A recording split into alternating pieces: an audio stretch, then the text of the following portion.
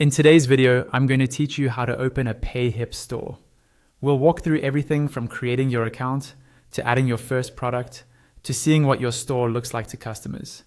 By the end, you'll have a basic Payhip store up and running. Start by going to the Payhip website and logging in. If you don't have an account yet, signing up is straightforward.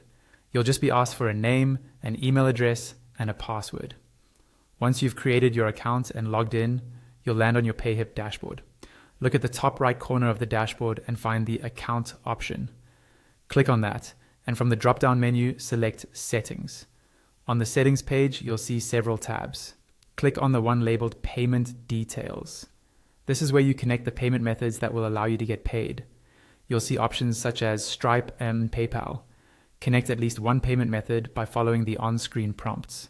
Take your time here, because customers won't be able to complete their purchases if no payment method is set up. Once your payment details are in place, look towards the top of the dashboard and click on Products. Then click Add Product.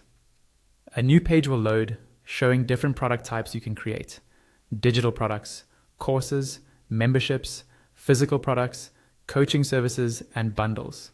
For this walkthrough, choose Physical Product. You'll now be inside the product editor. Start by adding a clear, descriptive title for your product, and then set a price next to it. Next, click Upload a Product Image. A file browser window will open so you can select one or more product photos from your computer. After selecting them, click Open to upload. If your product is better explained with audio or video, you can also use the Embed Audio Video option. Scroll down and write a detailed product description. Payhip supports rich text, so you can use headings, line breaks, and basic formatting to keep things readable. Below that, you can optionally add extra details such as a product SKU and weight. These are helpful for organization and shipping, but they're not required. If you want to track your stock levels or offer different variants, such as sizes or colors, check the boxes to enable inventory tracking and variants, then configure them according to your needs. Next, choose the product visibility. Visible means everyone can see this product on your store. Invisible means only you can see it, which is useful while you're still working on it.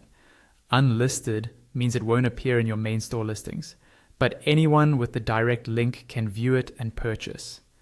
When you're happy with everything, scroll to the bottom and click Add Product.